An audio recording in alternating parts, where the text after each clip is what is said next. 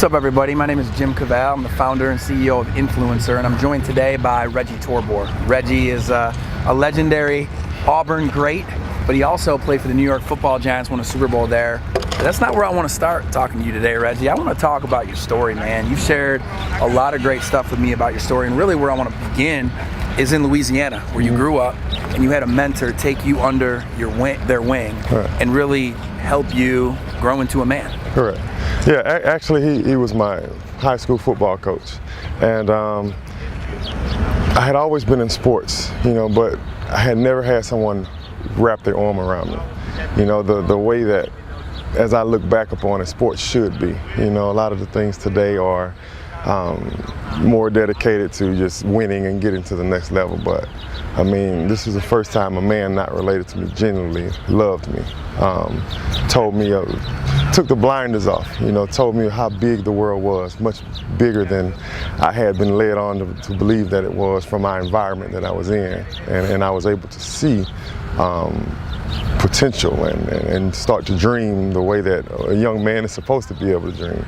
It's an amazing story, and I know during that time you also began to excel on the football field, and you started to visit different universities, and Auburn wasn't necessarily a logo on your wall in your bedroom or anything, but you did go on a visit there, and it was on that visit that you and some of the other big-time recruits that would end up deciding to go to Auburn had a moment outside of the official visit agenda where you talked about what you could do for the university. Correct. That's exactly right.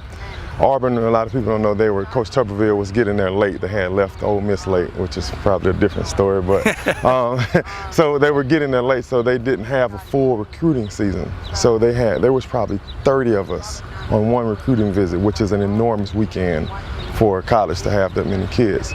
And we just kind of going through the weekend, Friday, and I believe it was Saturday night. You kind of just, sometimes you just cling to people, and all of us clicked, and we were sitting down and we said, hey, how about we come here and change this place, turn it around. They were 3-8 the year before, weren't very good. The coach had got fired the year before. And we just kind of looked at each other, and we all had other options, but to have an opportunity to do something great with guys that you like, that was the difference maker, and that's why all of us went to Auburn. And so as you picture some of the guys that ended up playing on your teams, Carlos Dansby and Cadillac, those kind of guys are sitting there with all these other options, but you guys said, let's do it together. Oh yeah. I mean, there was lots of guys. I mean, Dontaris Thomas, Spencer Johnson, DeMarco McNeil. I mean, and that class kind of grew to all the other guys, and what we built became attractive. Yeah. So lots of guys, and then you get Jason Campbell and all these guys coming, and it's just, the magnet effect, and everyone is just kind of drawn to each other, and that's why we were able to do the things that we did.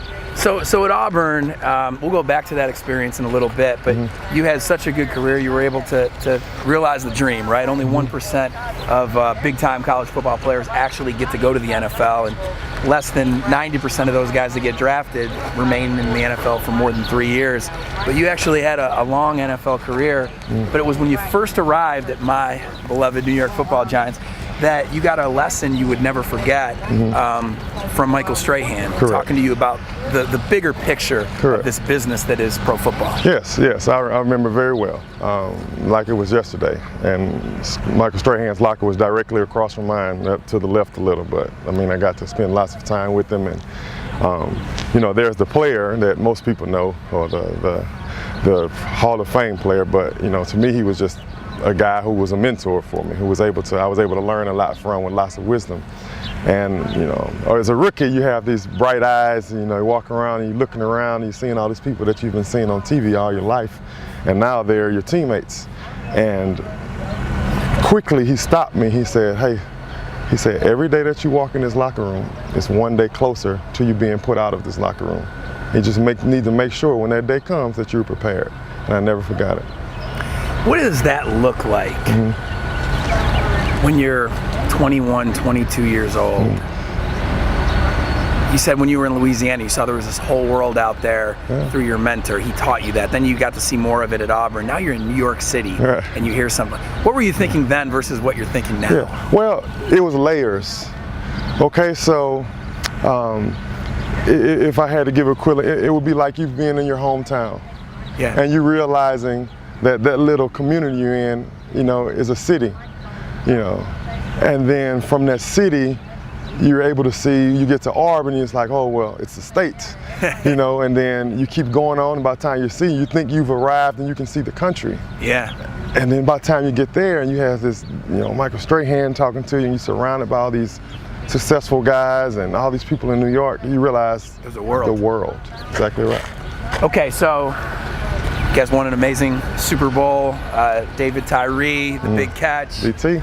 Before that game, of course, Brady said that he was surprised that in the prediction y'all had on the game, that he said the Giants only have us scoring 21 points. Yeah, okay, that's what he said. Yeah. Right, because Plaxico said that the game's going to be 24-21, end up being 17-14. You win a Super Bowl, and it really catapults you. You get a chance to sign a big free agent deal, go down to Miami, but that showed you that not every NFL organization is the same. Correct. And that New York has something special. Correct, yes. You know, a lot of people look at the NFL as a game, and it is entertainment. It is an entertainment, but from the top down, behind closed doors, what it is a multi-billion-dollar business run by some of the most successful men in the world, successful thinkers, the biggest thinkers, forward thinkers, and just like any other business, if you look at it through that lens, a business or a franchise or whatever it is, it's only going to be as successful as the people running it.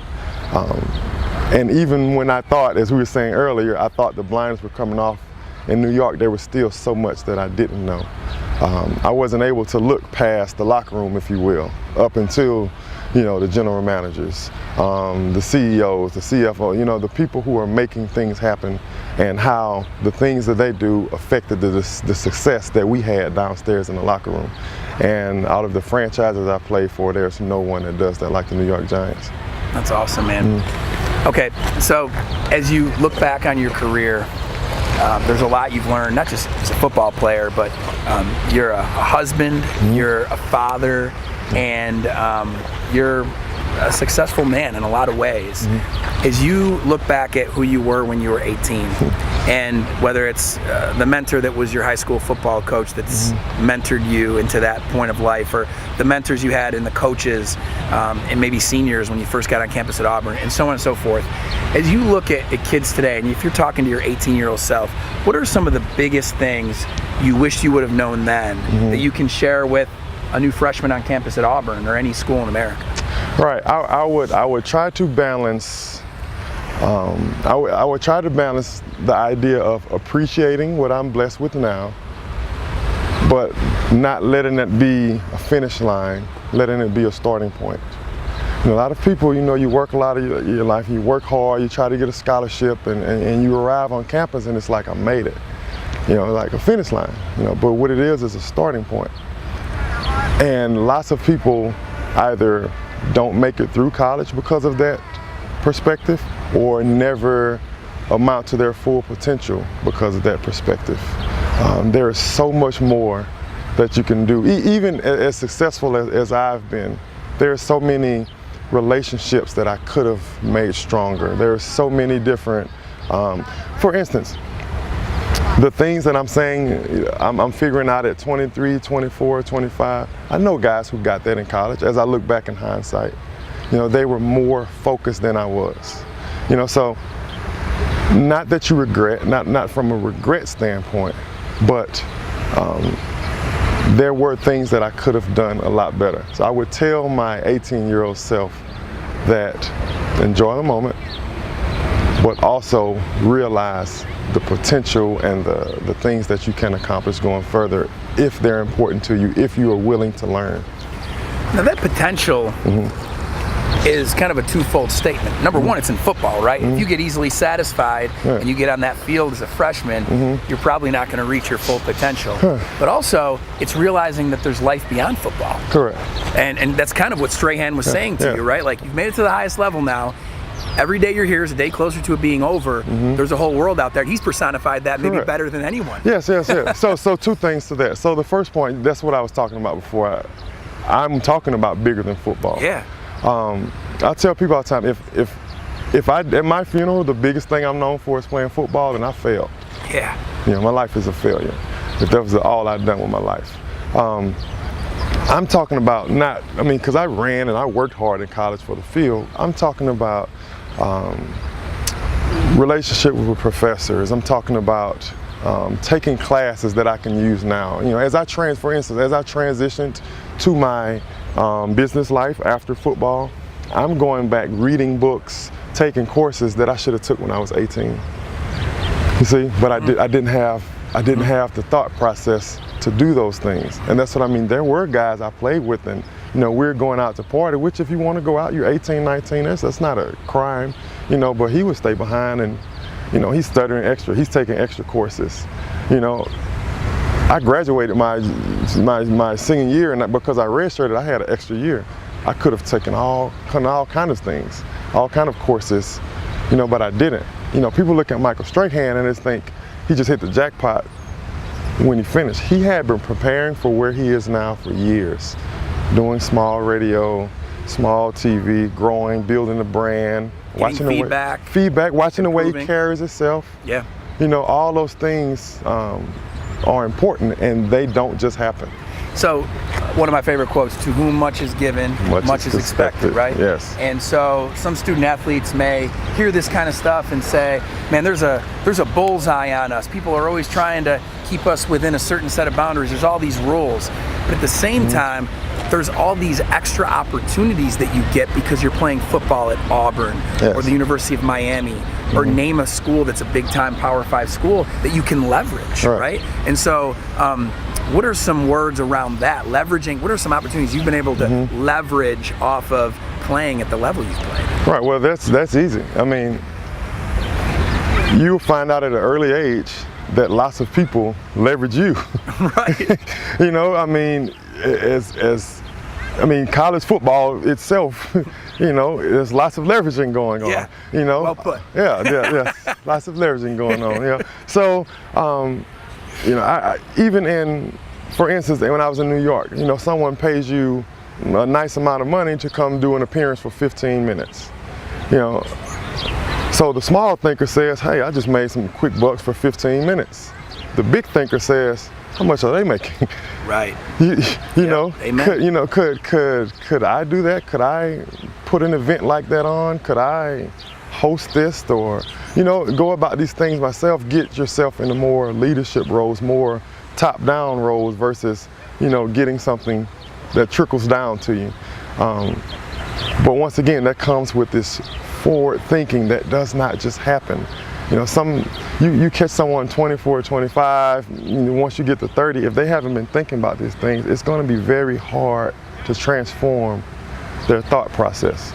No doubt. Just like I said, those things take time. So at 18, 19, start trying to think, how can I use this platform that I've been given?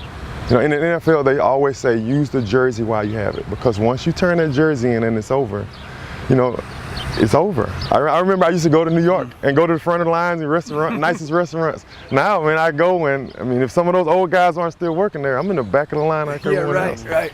That's a good point. Yeah. All right, so the platform, in my opinion, has never been as tangible as it is today, and that's because of social media, right? Imagine if social media existed to the degree it does today, back when you played, how you could use that platform to be an ambassador for the school, which you already are, playing on that field in front of 100,000 people, doing interviews on traditional medias in front of millions of people, but now you're an ambassador on social in front of millions of people as well, and there's a way to grow a following responsibly and leverage it later. So what do you think, knowing what influencer does and knowing the opportunity for schools to find more ways beyond the degree to help their student athletes, what do you think are the opportunities for schools and student athletes to leverage social in a responsible way? Right, I think it's a great opportunity. I wish I would have had social media. I can't tell you how many times I've done an interview and I walk out of there thinking that went well. And then you see what's printed or written, you're like, how did it get that? Because you don't control the message. I don't control the message. Most of the times, I won't say most, there are some, reporters or people who do an interview, And before that, they have an agenda. They're trying to get you to say something that fits their narrative, and that's all they really don't care about anything else you have to say. Social media is an amazing tool because you can cut out the middleman. These people have access because people want to go through them to get to you. Right. Okay? Well, it's like anything else. You look at a wholesaler, you take out the middleman, you can go straight to the source. And that's what social media is. But the problem with social media is it's like a jet. I could give you a private jet, but you can't use it because you don't know how to fly a jet. I don't. So you have an amazing tool in your backyard that's just the decoration. So the thing with influence it comes in and it teaches you how to fly the jet. It teaches you how to leverage social media responsibly, forward thinking, in a way that you're able to use it for a purpose that will benefit you now and for years to come. Well, to cap it off, I think it's great for the student athletes watching especially to hear what you're doing now, because I mentioned your father, I mentioned your husband, I didn't mention that you're giving back in a way that's pretty interesting. You're helping kids learn how to be excellent football players, but really you're also mentoring young kids in the process. Talk a little bit about the business you're building and how you're using the stuff you learned playing high school and college and pro football to not only teach kids football, but teach them life. Right. So one of the things that I have been blessed with is being through lots of peaks and valleys in my life. So I know what it feels like to be at the bottom getting stepped on, and I know what it feels like to be at the top and then everything in between. And lots of the gift I have is those experiences I can look back and say, this was good, this was bad, I could have done that better.